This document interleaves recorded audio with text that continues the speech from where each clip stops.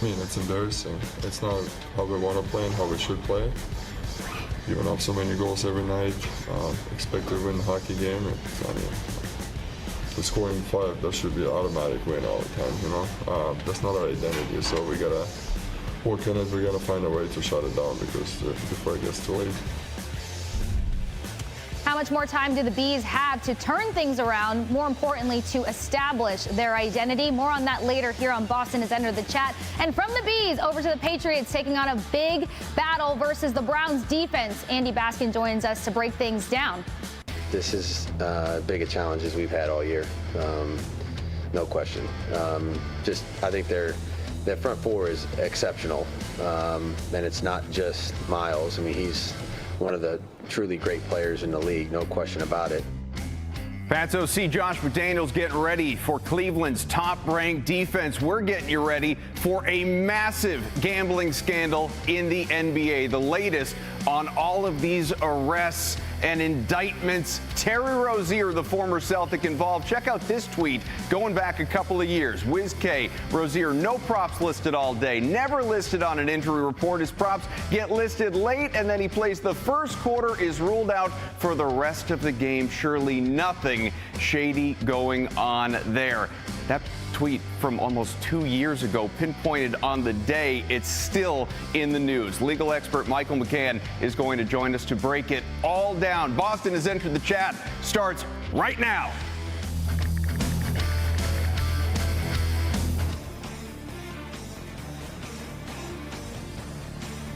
What's up, everyone? Welcome into our Salem 5 studios here on Nesson Nation. We got you for the next hour, and we just told you we got some fun stuff on the way. A full Pats-Browns preview with a Cleveland perspective, for better or worse, right? We got to hear from the enemy, go across enemy give lines him a little air. bit. Well, look, the defense has been incredible this year. We're going to touch on that. This gambling scandal, I mean, continues to evolve. It feels minute by minute. We'll get expertise from Michael McCann. That should be a lot of fun. Tell you about the Celtics, who are looking for their first win tonight at MSG in New York. Their garden, not ours. But we have to begin with the Bruins, Casey, because last night against the Ducks, 6th straight loss, 7-5 defeat. 7-5. That is not a score you see in the world of hockey too often, but it feels like here we go again, doesn't it? Yeah, I mean, honestly, it's almost getting kind of Groundhog Day-ish in terms of the results, in terms of what one can say about the results. And realistically, when you look into this matchup, everyone knew not to underestimate the Ducks, for one, but for two,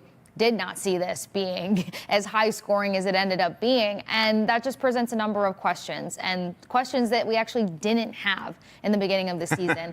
Heading into the offseason, heading into training camp, heading into game one, it was always going to be this defense, so we all thought, that was going to make sure to keep this team in games. It was going to be able to exhaust their opponent, that was going to make them hard to play against. Well, the coins kind of flipped a little bit in that sense, because while everyone is like, well, who do we have in our top 6? It might not be a sexy list of like talent, you know, but regardless, the goals have actually been there. You're talking about a team that has made picking up 3 goals, something that's not a question anymore. So to get 5 answers a question that we didn't think we'd have in the beginning, but more importantly now, it's just like this defense that we thought we could rely on. How do we get back to it? And we heard from Zadorov briefly there in terms of like, you know, it's time to turn it around.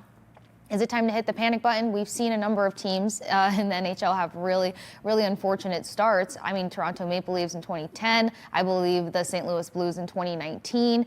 You're talking about a team that just really couldn't find their rhythm. So it all comes down to what can they produce with this group, and where does the buy-in lie? Yeah, there's no question defense is the story. You know, checking out Bruins Overtime Live last night, Andy Brickley was talking with Marco Sturm, as he does after every game. And Sturm, who, you know, I'm just waiting for him to raise his voice. Not that it's Brick's fault, right? But at some point, you just feel like this guy is going to lose his cool, because you can see it all over his face. Yeah. How frustrated he is, and talking about that D zone in particular, the fact that earlier on in the season, you know, really no issues, no complaints. And just as time has gone on. I mean, they neutralized the Capitals in game 1. That was a given game that they could have and should have lost. Now he's noted that they just don't seem to know what to do, or they're choosing to not know what to do, but he's confounded by it. You brought up Zadorov, who, you know, spoke in the dressing room after that game. He was part of the comeback because, again, this team was down. It rallied, tied the game up at 5, and it sat that way until about 5 minutes left when the Ducks added on a couple trouble, but Zadorov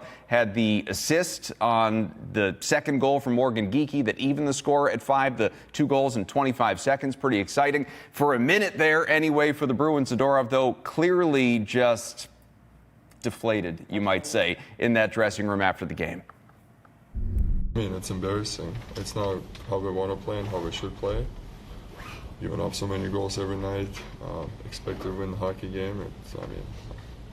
We're scoring 5. That should be an automatic win all the time, you know. That's not our identity, so we gotta work on it. We gotta find a way to shut it down before it gets too late. Is there a common reason, do you think, why you're giving up goals right after you score them? That seems to have happened a lot this year. Yeah, when you don't play defense, you usually give up goals. That's how it works, yeah. Does it feel like it's getting late already? Well, it's 82 games in the season. We only played 9. What's missing in your own end right now? What do you see in your own end as a group? We make mistakes, mental mistakes. I mean, we tie the game, need a big shift, go up there, give up a goal. Same thing happened against Florida. So I think it's definitely on our heads and it's fixable. So that's the most frustrating thing. It's not like system breakdowns or anything like this. I thought we spent enough time talking about this in preseason and game 9 of the regular season. You know, like everybody should know where they're at. It's just the individual mistakes are costing us pretty much. Yeah. Is there danger when that sort of thing happens that guys try to do too much to make up for it or to compensate, to try to fix things? Is it hard to get guys to just play their roles? Well, I mean, when you lose 6 in a row, you're trying to squeeze the stick a little bit harder. You know, it doesn't go your way, obviously. The pressure hits. That's when mentally strong teams are good at it. You know, like they don't get it leaked out, they don't let it bleed too much. But, I mean, it's a men's game. You have to be prepared for it, and you gotta meet pressure with pressure. You know what I mean? You gotta go up there and make plays at the end of the day. Like the teammates counting on you, organization counting on you, your fans counting on you. So it's up to us to face that challenge and go up there and play tough hockey. Casey, we talked about it. This team was built goalie out. That was the intention, obviously, for this team to be successful. Like you said, the goals have come almost at a surprising rate. You know, they're in the vicinity of top 10 offensively in the NHL this year. The issue is obviously the defense, and Zadorov, and I'm not pinpointing it on him, but right there at the center of it, along with everybody else on the blue line, and just he said a lot of words, but he seems to be at a loss for words. Yeah, and honestly, I appreciate the response from Zadorov. I mean, a lot of people know that I am a fan of him and his direct response to things, and he addressed some pretty important things. I mean, mental mistakes, and we've heard Marco Sturm talk about how mental this all is as well, and that's kind of a tough uphill battle, because how do you overcome the mental obstacle that is your own hindrance? And when you're trying to overcome a mental battle while going through the implementation of a new system, like, the buy-in has to be there and it cannot falter. And Zadorov said it right there, 9 games into 82. If you're panicking now, we've got a tough road ahead in terms of like turning this mental ship around. But the other thing is, once you get into this tough spot with the mental aspect on top of everything else, you find guys using the term squeezing their stick a little tough, like squeezing their stick a little too much. And you can see that in some of these guys. Like, the potential is there, the opportunities are there, but the execution now has to come out on the other side. And I'm sure Marco Sturm is tired of copy and pasting his post-game pressers and saying the same thing day in and day out. So the mental fatigue has to find a way to kind of like rid themselves out of every player system in this locker room. And that's where leadership would really come in strong for this group, because sometimes you don't know how to get out of your own head, and you need somebody who is going to speak to that. And that's not anything on Marco Sturm. That is where your leader in the locker room, outside of your head coach, figures out a way and knows how to kind of have that connection with each individual player. Let's find out how tired Sturm is. Let's hear from the coach. Marco, what was at the heart of the miscommunication on the winning goal? And is this team still struggling to grasp the system? Yeah, it's a good question. If you look at the goal, yeah, I would say yes. You know, the frustrating part is we've done it so many times. We talked over so many times, and in a certain situation when when you're under pressure almost, that's where we struggled the most. So yeah, it's a good question. I don't know. Do you think there was overcompensation by Charlie, or what do you think happened there? Yeah, no, I have to look at it again. I just watched it quickly. Again, both guys want to do the same thing pretty much, and all of a sudden they got caught and end up in our net. It's not just there; it's just the way we played our wall too. Got to be smarter than that, and but yeah, that's just one thing. I think when you give up 7, you can't win a hockey game. That's especially not us. And that's just happened too many times, not 7, but we just give up too many. And as long as we're not getting that under control, it's going to be hard.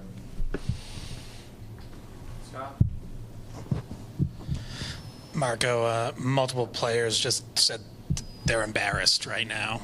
How do you guard against this getting worse? Yeah, no, we're all embarrassed, including me, and it's definitely not the way we want to present ourselves, especially at home too, and that's the frustrating part, because if you look at the first few games, we got sometimes a little luck, but we all dialed in, right? We had one goal in mind, and we got the job done. And all of a sudden, we go on the road, and all of a sudden, and then it piles up, and it goes quickly. And in like 2 weeks, now we're in a big hole. So Kasey Stern was asked about the system, and again, 3-6, 6-game skid off the 3-game winning streak. We're 9 games in. On the one hand, kind of a small sample size. On the other, I mean, that's what, an eighth of your season, essentially? So maybe not that small. What needs to be fixed here? Well, I love that Brick asked about it, because I had a chance to talk with him. Actually, him and I did Hockey Hub together, breaking down media day and then kind of breaking down the first the first stint of training camp per se. And we knew that a system change was coming into play. And I don't want to use it as a crutch or as an example or, to give these guys any slack, but implementing a system such as like a potential hybrid system at the same time as, reconfiguring your roster at the same time, there's a number of things that have to fall in line for this team to be able to perform together. And I feel like because they had a strong start, the expectations shot through the roof versus like the reality of what they have to now implement. A hybrid system could be very difficult. Brick and I talked a little bit more about it off the air, but you're talking about new coverage styles, and you're talking about a two-way requirement out of every single player on the ice. So that could be a difficulty, because if you never really had a defensive identity to your play, to your style, now that's where a lot of the confusion comes in. During the broadcast, you hear Brick point out how many gaps are on the ice consistently. So between the miscues, the miscommunication, and the mistakes, to a degree, getting this system fully formulated is part of it. I know one of the most complicated things is like being able to very well execute man-on-man. And like that's going to come down to your centers to be able to handle man-on-man situations. And not many teams do man-on-man defense anymore in the NHL. Carolina Hurricanes being one of the few. Montreal used to run man-on-man and got rid of that after Marty St. Louis realized that it was kind of a mental situation to put your team through. So the adjustments, I feel like we cut the runway short on the adjustment period for a team that's trying to put so many new pieces into play here. So it's a tall task. That's probably why we saw Zacha punch out to wing, even though we know he's a fantastic centerman, because you need wings who can actually help defensively. They're going to be required to do zone coverage, and the quick transition teams that they're going against, that's going to cause a lot of havoc, a lot of confusion while you are all trying to process something very new to you. So the system obviously is going to be a factor in all of this, but the guys can't get deflated. It all goes back to what Zadorov said. 9 games into 82, you got to take it a game at a time, and they're this close. I mean, they're this freaking close. Who thought that this team would be putting up 3, 4, 5 goals? They've got to figure it out on the defensive end, and they can't mentally block themselves from thinking that they're incapable of executing this system and showing up for their team. I know players don't operate this way, nor should they, obviously, but fans do. And you look at this next game, and it's petrifying, honestly. You get the Colorado Avalanche coming into town, 5-0-3, 13 points to lead the NHL, coming off a shootout loss to Carolina at home yesterday. And this team, the Avs, you talk about top 10 in goal scoring, Bruins in the vicinity of it. The Avs are right there in the mix. 3.5 goals per game, despite a 30th ranked power play, by the way. So they are excellent when it comes to 5-on-5.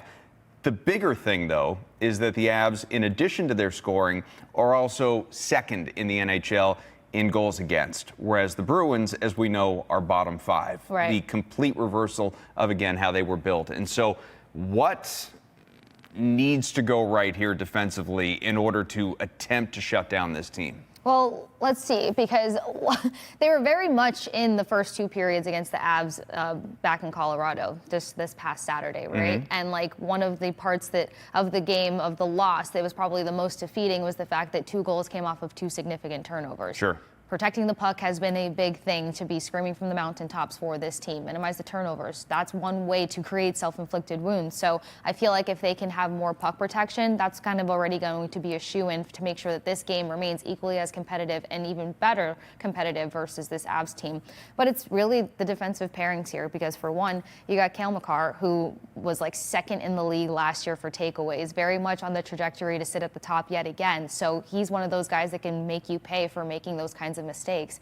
Something that they did very well, though, and we know I do this nerdy thing called things to consider, but it played out well. So one of the things to consider. Don't beat yourself up. Nothing nerdy about it. I love it. Educate I say the nerdy people. because of the numbers. I'm okay with being a nerd. But one of the things that I had versus the first matchup of this Colorado team was the fact that, like, teams found success when their defensemen were taking those shots from the blue line. We saw that play off a couple of times last night, taking those shots from the blue line. Brick talked about not overthinking it, getting more shots on net, but this is something that plays well against the Colorado Avalanche. And Zadorov has kind of been a huge factor in this. We saw him pick up his first goal of the season, ripping from the left side of the blue line. And last night, when he was fed up and ready to get something going, he made sure to make it happen and was able to generate a rush opportunity. So your defensemen getting offensively involved helps against this Colorado team. Now, could that feel kind of hypocritical or contradictory in the sense of we need the defense playing more defense? Well, that's just going to come down to them understanding their assignments and being able to execute at that part. I'm going to be intrigued to see what happens with the lines versus Colorado, though. I wouldn't be surprised if it's not the same lineup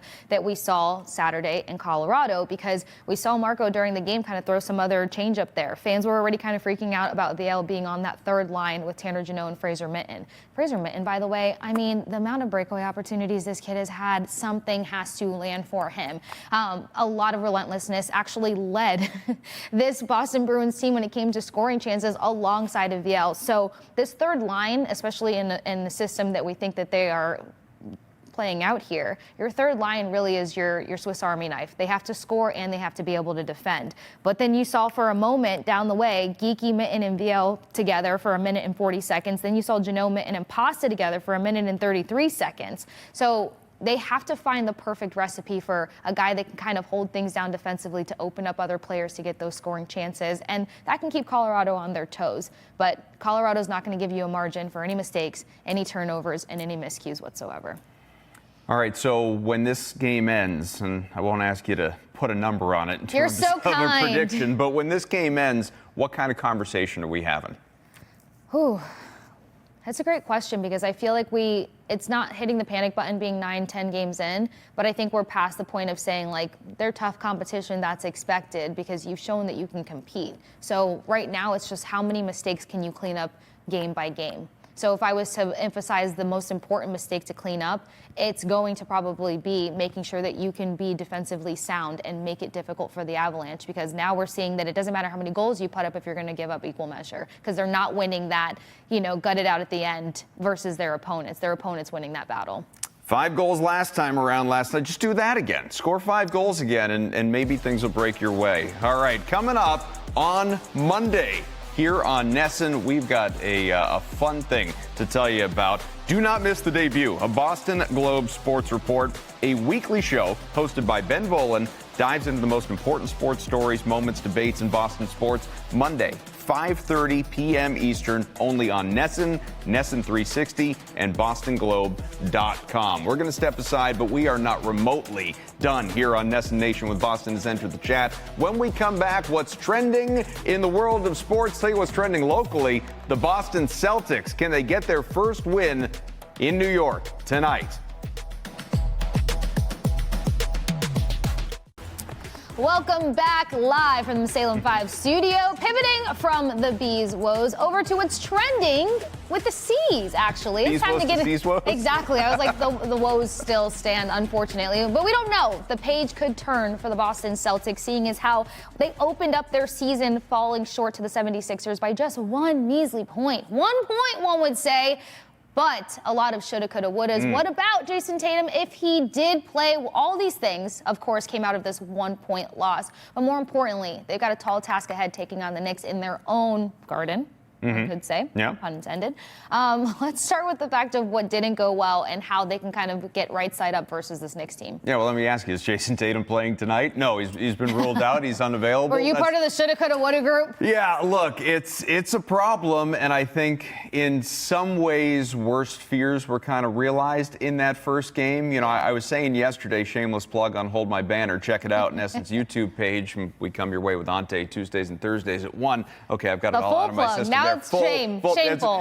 Here's a graphic. No, it's look, I wanted to either see the win or I wanted to see a loss. One of those two things being, you know, rather demonstrative. You know what I mean? Because it's either like, all right, maybe the Celtics are on the level that I think they can be. And I'm not talking about a contender. I'm just talking about, like, they're going to win 45 games. They're going to be a playoff team. They're going to tread water until if Jason Tatum returns. I say if because I do believe he's going to, but I realize that's not locked in. You know, or the other side where it's, okay, this roster construction is an issue, and the three-point shooting is going to be a problem all season long, and what are these rotations, and oh my goodness, your bigs, and all of that. Like, go out, lose to the Sixers by 15 points. It's one game. We're all going to react to one game.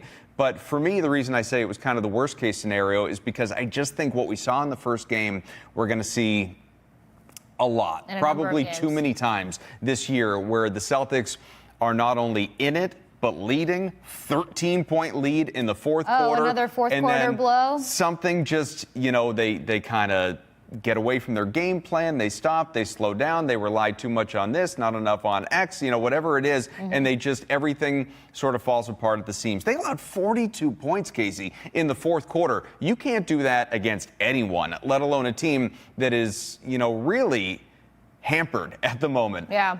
Joel Embiid played. Kinda. He hurt the team, honestly. He was a minus 16 when he was out there. He was terrible in his 20 minutes. Paul George was unavailable. A standout rookie last year, Jared McCann, did not play. And so it was just the backcourt of Tyrese Maxey, who was a baller, 40 points. He was great. And then VJ Edgecombe, in his NBA debut, dropped 34 points on you. You couldn't slow down that tandem. What is Jalen Brunson of the Knicks going to do against you? A guy who's in the All-NBA first-team conversation, or some of these other guards, you know, standout guards that you're going to face, perennial All-Stars in the games to come. There were just some problem areas, and now going up against this Knicks team, I do wonder. There's no Luka Garza. He's concussed, and so you're, you know, it's going to be Keita, who was really good in the first game, but still he's not viewed as this, like, double-double threat. There's Keita, there's Chris Boucher, and, you know, Tillman to some, like, what's this going to look like in terms of the bigs trying to keep up with a guy like Karl Anthony Towns, who is playing through a grade 2 quad strain, but even still, he was pretty good against Cleveland in that first game. He's probably going to be better against you tonight. Yeah, well, we talked about blowing fourth quarter leads, and then I kind of had a point the other day about the fact that Derek White didn't really get going until halfway through the second quarter. What adjustments need to take place for them to compete quickly before we send them on their way to hopefully collect a win? Well, look, I'd love to sit here and say don't be as reliant upon the three-pointer, knowing full well that you have less talent on this roster compared to previous years when they've been contenders. But that's just, it's the way. It's leaning into the numbers. It's Missoula ball. It's the way they're going to play. They're going to jack up 40 to 50, even 55 three-pointers, you know, in any given game. And certainly they're going to average in the mid-40s like we saw in this first game. And they're not going to regularly shoot 25% from three. Peyton Pritchard is not often going to go 1 for 7. You know what I mean? So guys are going to get right. But I don't know, to be hypocritical, I guess, if that's what you're going to do, you got to shoot your way through it. Meaning, you know, Anthony Simons, like, 2 for 6 is not enough. I need him to take, if he's going to be this, you know, leading the bench, I need him to take 9, 10 three-pointers in a game. And Derek White, you're going to keep shooting 12, 13. Hauser, shoot more. Like, if that's the way they're going to play, you got to really lean into it. Everybody's got to get on board. We'll see how the adjustments play out for the Celtics, if they're making any. Let us know your thoughts. 617-790-0928. Can the C's get their first win of the season? It's still very early, but who knows? Going from the C's over to the nitty-gritty of the gridiron, we have Andy Baskin joining us to see how difficult this Browns defense actually may be as the Patriots get ready to tango against them on Sunday. Stay tuned with us here on Boston is Under the Chat. All right, no more time for teasing. Andy Baskin officially joins us from Baskin and Phelps, 92.3, a radio host on 92.3, The Fan in Cleveland. Got to make sure I get it right. But before we get into the nitty-gritty on the gridiron, we're going to hear from Josh McDaniels and the high praises that he had for Cleveland. Take a listen here. This is as big a challenge as we've had all year, no question. I think their front four is exceptional. And it's not just Miles. I mean, he's one of the truly great players in the league, no question about it, and presents all kinds of issues. But I think their front in general is very disruptive. It's a penetrating front. They're going to try to get into the backfield and create negative runs. It's as good of a pass rush as we've seen in total. Linebackers are super fast, and because you spend so much time trying to block the four guys on the ball, they have a lot of opportunities to run and tackle, and they do a great job of that. They're very, very fast, all of them. Young kid inside does a great job of getting everybody connected and setting the defense. Secondary's sticky in coverage. They play a good chunk of man-to-man coverage, probably as much as we've seen from any opponent this year. Blended in with their different zone calls. And they also are very adept at reading the fact that the rush is getting close. And so the sign of a good defense to me is when they're all kind of connected together. And when the rush is getting close to the quarterback, it seems like the secondary always knows it. And so then they get tighter, and then they're ready for the ball to be thrown. So I'd say, and Coach Schwartz has always done a tremendous job. So this is one of the best coached units in all of football. Certainly the way they play, physical, fast, aggressive, really good football players at all three levels, challenge you on every down, don't give you anything easy. So this is, and obviously statistically, pick one, and they're at the top of the league. So. All right. You love when a coach can fully break down the reality of the situation ahead. Some notes and some reactions from what McDaniels just broke down there. Obviously, this defense presents issues, very disruptive up front. Sure. Great tackling team. We've heard that from Vrabes as well as McDaniels. Really tough to rely on the run against this team. And then, more importantly, a sticky secondary. Level of concern, 1 to 10, Kaufman. Yeah, I mean, this is a game that absolutely on paper, because the Browns have a terrible offense, that you would think the Patriots should win. But are you as comfortable going into it as maybe a game like Tennessee? No, because Cleveland's defense is legitimate. It, had a really solid week 1 game against the Bengals when Joe Burrow was still playing, obviously. A couple weeks after that, has a late comeback to beat Green Bay and that very challenging offense. And so this team has found a way defensively to stay in many of these games. And so, yeah, I mean, it's going to be a little uphill for Drake May and company. A little Helps being home. uncomfortable. We're going to find out from Andy what level of discomfort or confidence we should have. Welcome back, Andy. How Hi, you guys. doing? Sorry about that. We're Hey, just not a learning how to problem. use iPhones here in Cleveland. I mean, McDaniel and Vrabel, those guys took all of our good iPhones when they left Northeast Ohio to Massachusetts. So now I've got it figured out. We're good. No wonder we're so tech savvy over here. He brought it with the new era. But speaking of all the things that he's brought into the new era, a level of confidence for this Patriots team and definitely a lot of hope to Patriots fans, but kind of staring down the scope of probably one of the toughest defenses, or clearly the toughest defense they're going to face yet. Where should the concern lie for the Patriots and for Patriots fans going against this Browns defense?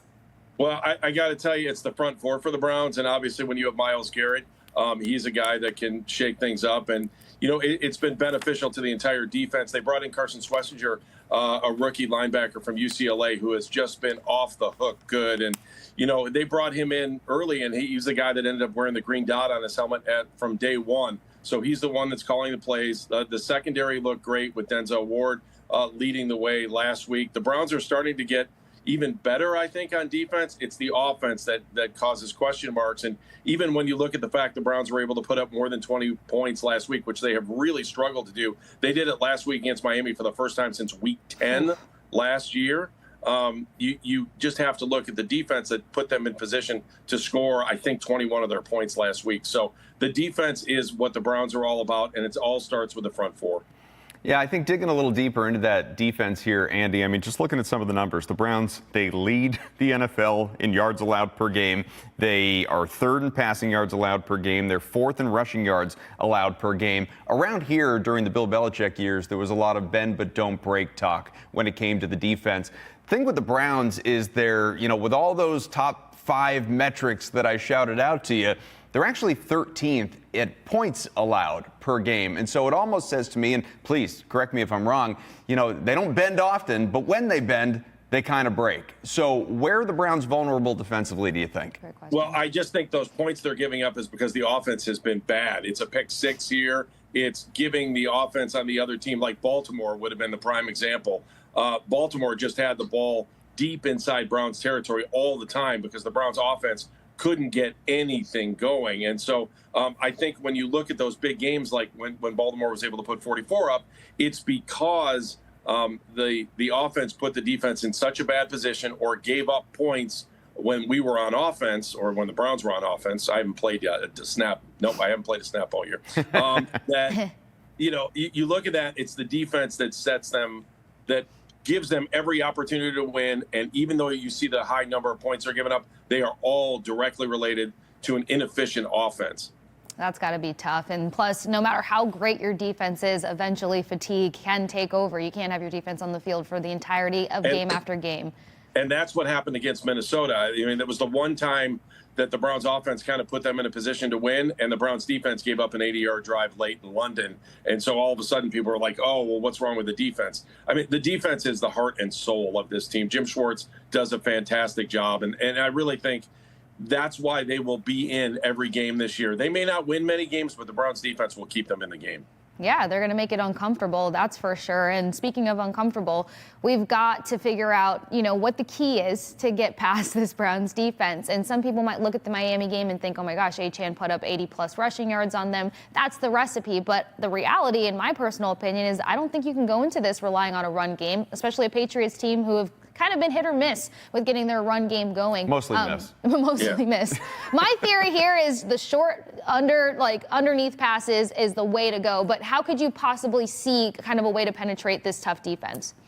You got to try to get through to the secondary, and if you can establish the run and then go to the pass, I think obviously that's the way the Patriots can do that. I look at this game. This game is all about 20 points. You look at the Patriots, you look at the Browns. Whoever gets to 20 first or can get over 20 should win the game, I would think, when you look at what the Patriots defense is all about and if you look at what the Browns defense is. And Dylan Gabriel's coming off his first win as the Browns quarterback last week. And as a starting quarterback, it has been a quarterback mess here ever since Deshaun Watson got here. So still trying to figure things out. And a lot of fans are just wondering, because the Browns have 2 first-round picks coming up in the NFL draft, if we're just sitting around waiting for the next great college quarterback, which is probably what's going to happen in Cleveland again. It terrifies me to think of Cleveland drafting another quarterback. That jersey list is just getting Insane. longer and longer and longer when it comes to all those names. I know you go back with Mike Vrabel, the Pats head coach. What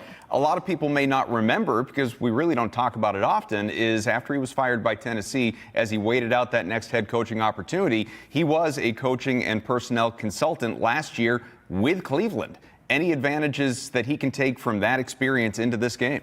So Kevin Stefanski talked about that this week, because I think we all look at that, and there are a lot of Browns fans that if the Browns would have lost to the Dolphins, our talk on sports radio would have been all week, how do we let Mike Vrabel out of the building? Well, we also let Kyle Shanahan out of the building at one point, too. So, and Mike is not only well-respected here, just not only because he was with the Browns last year, but he's beloved because he went to Walsh Jesuit High School, which is in Summit County, which is just outside of Cuyahoga County for Clevelanders. And, he played at Ohio State. Other than playing for the Steelers for that little bit there when Browns fans didn't like him, Mike is very well-respected. And there are a lot of folks that will say that when Mike came in last year, he made a difference for this team. And it wasn't, and I think it was Mike that said it this week. I thought he said it, or I heard it somewhere along the line, that when he was in Cleveland, he didn't want to come in here and steal the show from Kevin, or he just wanted to be a part of football again. And I think the biggest impact, especially from what you heard from the players this past week, is that his ability to get in there and work with these guys one-on-one, just kind of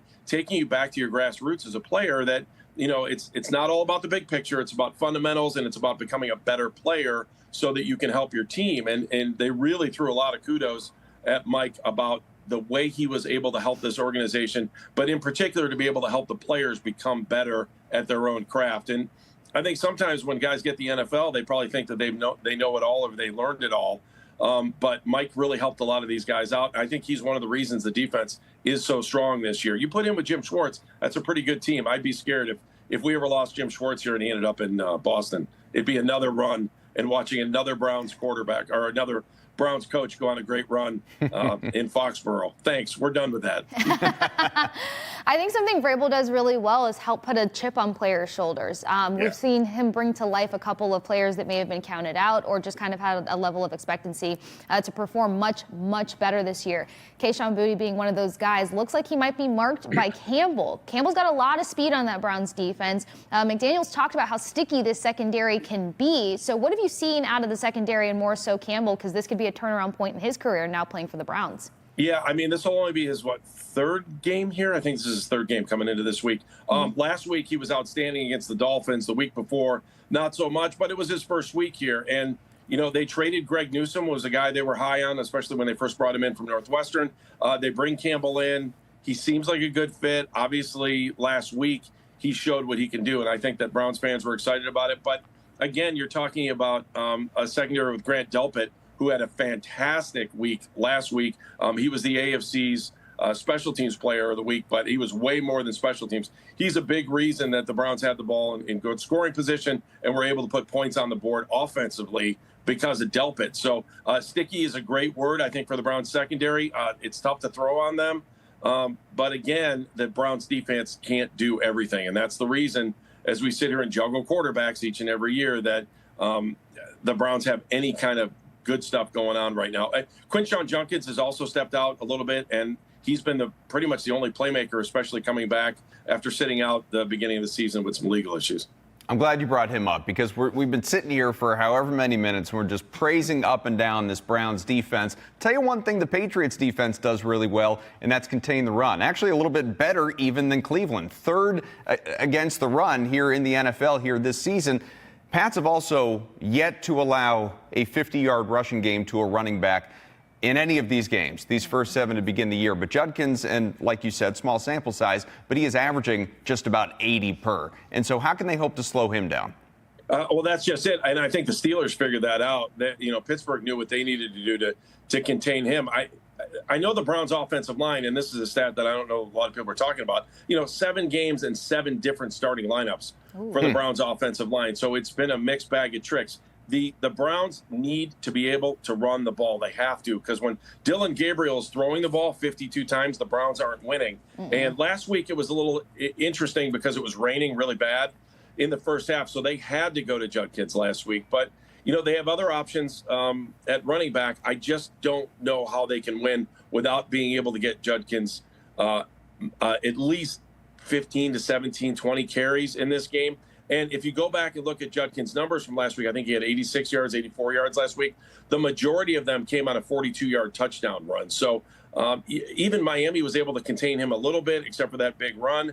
That would be a fear. I just fear the Browns aren't going to have any offense this week, especially if the Patriots can stop Judkins and any kind of rushing attack they have. The Browns they're hoping for Jerry Jeudy to step up as the best wide receiver on this team, and he just hasn't. And the Browns wide receiving core is probably is on no one's fantasy team, anyone across the board. Jeudy might be the only guy anyone has. Oh, that's exactly where I was going next, because I feel like there's a level of trust that still has to be built here for Dylan Gabriel. But granted, there were a couple big connects between him and Jeudy. Like, is that something that they can try to build off of, knowing that the Patriots can stop the run or prevent the run a little bit more?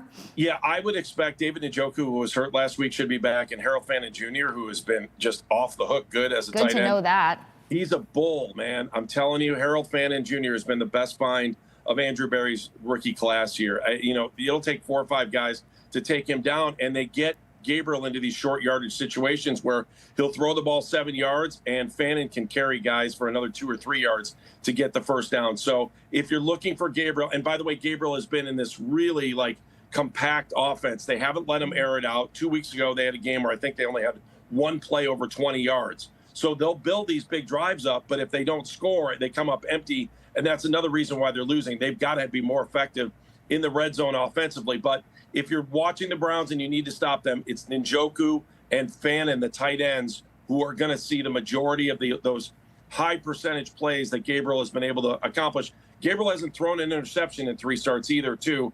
Part of that is because of the high percentage plays of the tight ends. I'm going to be scared to see the tight ends get into the mix because we didn't cover tight ends all that well during training camp in the beginning of the season. Andy, thank you so much for taking the time to join us. Make sure you guys check out Andy Baskin. Baskin and Phelps, 92.3, The Fan in Cleveland. Really quickly before I let you go, is Braves a better hockey player or a football coach? So I one time when he was in Columbus at Ohio State, he was playing for the Steelers at the time, we had open ice at a place called the Chiller in Columbus. And I watched him come out on the ice with a guy named Jay Crawford, who a lot of you might remember from his days at ESPN. We were skating like late night on a Sunday, and Mike could not skate at all. And I'm like, oh, my God, this guy's in the NFL, and he's going to break his leg. So I wouldn't want him, but I wouldn't want to be in the corners with him either when he goes for a check. That is a great thing to know. Thank you so much for the insight versus the Browns, as well as, well, the great story with Braves, because we all love them here. Andy, thank you so much again for joining us. Make sure you guys continue to hang out with us here on Boston. Is End of the Chat. Let us know your thoughts, 617-790-0928. Don't go anywhere. It's time to get into some legal trouble, or lack thereof. I don't know. On the other side of this quick break. We'll see you there. We're just a few days out. Coming up Monday, do not miss the debut of Boston Globe Sports Report, a weekly show hosted by Ben Volen that dives into the most important sports stories, moments, and debates in all of Boston sports. Tune in Monday, 5:30 p.m. Eastern for the debut episode, only on Nesson, Nesson 360, and BostonGlobe.com. Welcome back in. It's Boston has entered the chat. As you can see, we've got company. Michael McCann, who is a legal expert with Sportico, a law professor with University of New Hampshire, Harvard as well. Michael, it's been a busy last really 24 hours in the NBA as we have ourselves another gambling scandal. And just to give you some of the specifics, Shams Charania from ESPN with some tweets yesterday. We will show you some of the specifics here. Again, Blazers head coach, former Celtic, by the way, Chauncey Billups. Heat guard Terry Rozier, a former Celtic as well. Both of these guys, along with Cavaliers player and coach, a former Damon Jones, all arrested as part of a pair of investigations related to illegal sports betting and rigged poker games backed by the mafia. Billups and Rozier placed on leave from their teams in the NBA. So, Michael, welcome to the program. We heard, obviously, from the press conference with federal agents yesterday. This is just the tip of the iceberg. What's next? Yeah, it is a tip of the iceberg. To me, these are really different scenarios, right? With Rozier, we're talking about a player accused of directly changing games, sharing information involving NBA games, whereas with Billups, from what we understand, it really is about poker games that seem a little bit disconnected from the NBA. Obviously serious in that it allegedly involves the mafia. So bad, to be sure, but I feel like the Rozier scenario is more problematic for the NBA. What's next will be initial hearings where the defendants will appear, they'll plead not guilty. But I would stress this is early. We've only heard the government side. Let's see what the defendants say. And Rozier in particular, he's been under investigation for at least 2 years because his lawyer has said that he's met with federal authorities and the NBA. So why charge him now instead of before? Let's find out. So, as you mentioned, if he's been involved or if his name's been tied to things for years, how will that impact this? Because it sounds like he probably has the more serious situation going on at the time. Like, with his name being in the mix so consistently, could they actually move forward in finding some sort of like legal result if that's the case? Yeah, I mean, it's interesting. I mean, we don't know, for example, if he was offered a deal to testify against others. That's always a possibility. This is, some have said, why didn't the NBA catch this? Well, the NBA is a private business. It doesn't have subpoena powers. It can't threaten a witness with charging them with the crime unless they talk. There's all sorts of pressure points that the government can put. And I'll be curious to find out if, in fact, Rozier was offered some sort of deal if he testifies against others in exchange for not being charged. I have no idea if that's the case, but it strikes me that he's been in some sort of negotiation with the government given that it's been a couple of years. So that's a long time between an investigation and a charge, particularly because the NBA has said it didn't find that he violated rules. So, if I'm Rozier's lawyers, I'm gonna say, show me the evidence. I understand that you wrote that in an indictment, but does the evidence actually corroborate? Is there other evidence that might refute some of the allegations? It will be interesting to see. Well, like you said, the league previously cleared Rozier in this same investigation, and that's not obviously the same as being cleared by the government and the law. And so as we listen to the league, continue to preach integrity, obviously, is it possible anything was either swept under the rug, by the NBA, or conversely, this speaks to the power or lack thereof that the league has in its own internal investigations? I don't think the league would have done anything in terms of trying to hide this. We know that they went after Jonte Porter, right? They went after Jonte Porter. They found last year that he had been involved in prop bets where he didn't play as well to further a prop bet. So the league has already established, at least to me, that they go after players when they find fault. Also, the league is run by really seasoned lawyers that I think will take evidence clearly, but also aren't going to prejudge. And it looks like with Rozier, they didn't prejudge. And they also don't want to come out swinging and find someone at fault who didn't do it, because that creates a problem with the Players Association. So to me, this is more about the NBA is just a private business. Obviously, it has a lot of money. It's powerful. It's in the news. They seem greater than just a mere business, but ultimately that's all they are. They can't force someone outside of the contractual relationship between those in the NBA. So players, referees, owners, general managers. If you're just a random person connected to someone, you're not in the jurisdiction of the NBA. The NBA can't get people to talk, can't get people to share evidence, text, emails, direct messages on social media. So I think the league is a little bit hampered, just like any other pro league, in how it can conduct investigations. Clearly, it relies on monitoring services, which is helpful. But as you said earlier, Adam, the government can be scary. The government can threaten you with a crime unless you talk. I mean, that is a really powerful device that leagues don't have. With this specific issue, per se, and you've mentioned the fact that the NBA is a private business, what are some obstacles, legal-wise, that anyone will probably face trying to kind of move forward with this? Yeah, I think let's see if there are others involved. I'm curious to see if this is just, as referenced earlier, is this the tip of the iceberg? Are we talking about one or two players? Or are we talking about 10 or 11? I mean, let's find out. Certainly, you might think, now I would say this, if the government had other players, they would have announced it yesterday, because it seems like the government timed this to coincide with the start of the season. And I'm sure if you talk, I'm not talking for the NBA, but my guess is that they would say this was designed to humiliate the league, that it was done to right as the league was starting. Everyone's focus is on the start of the season. Let's hit the NBA with these charges, including for poker games that seem really unrelated to NBA. As far as we know, Chauncey Billups could have been playing poker on his own time. It's not like the Trailblazers can monitor what all their employees are doing in their spare time. So certainly that's not to say obviously if he's working with the mafia, that's awful. But it does seem like this was kind of combined together to give a narrative. And let's see if the defense lawyers can attack that. I just think, Michael, this whole thing is pretty messy. Obviously, I mean, the league, teams, broadcast partners, all of these groups have partnerships with sports books, with gambling entities. Adam Silver, the commissioner of the NBA, has been a longtime proponent of the legalization of sports betting, but he's also called for, more federal regulation of sports betting. He's urged sports books to, pull back, obviously, on some of the prop bets to avoid manipulation. Is that where we're heading next, ultimately? Or, in certain states, and it's upwards of almost 40 now that are legal across the country, are we going to see the markets that are available to bet change here as a result of some of these infractions? Yeah, it's a really interesting question. You're right. Silver, about a decade ago, this was before the Supreme Court's decision that let states legalize sports betting. He wrote an op-ed for the New York Times saying, legalize it, but federalize it.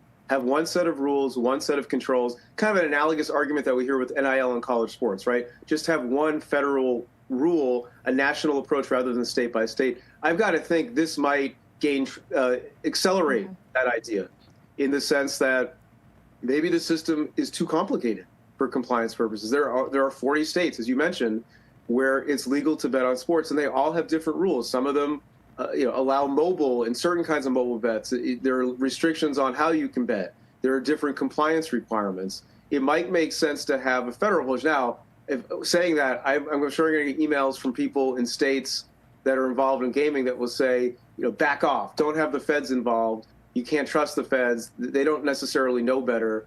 The states some states do a really good job, I think, in monitoring this. I would, New Hampshire, obviously I have a connection to the state being a professor up there. I think New Hampshire does a particularly good job with gaming issues. That doesn't mean the federal approach couldn't work, but it's tricky because some states might be better at this than others. Yeah, I mean, Michael, definitely not the NBA's first run-in with gambling investigations. There's the documentary on Tim Donaghy and the referee scandal back in 2007. Gilbert Arenas running the illegal high-stakes gambling operation out of his house. Jonte Porter, you mentioned. Terry Rozier, obviously, now and before. Malik Beasley, currently under federal investigation still for gambling allegations. And, the theories around Michael Jordan and his first retirement. There's a lot here, and we are not done by a long shot. But we look to have you on in the future again, Michael, and continue talking about this as it all plays out. Michael McCann, thank you once again. Thank you. Have a good one. Michael, again, a law professor over at, UNH and Harvard, and legal expert with Sportico. Yeah, absolutely. It's just, this is a fascinating story. And, tip of the iceberg for the government, tip of the iceberg for the conversation, tip of the iceberg maybe for us here with Boston has entered the chat, because we've got a whole other hour on the way on NESN Nation. You don't want to miss it. We're done here, but we are on NESN 8 to 9 weekdays, Monday through Friday. It means the work week, I guess, over here, but not done with NESN Nation on the way in a matter of minutes. Join us there. We'll talk to you in a few.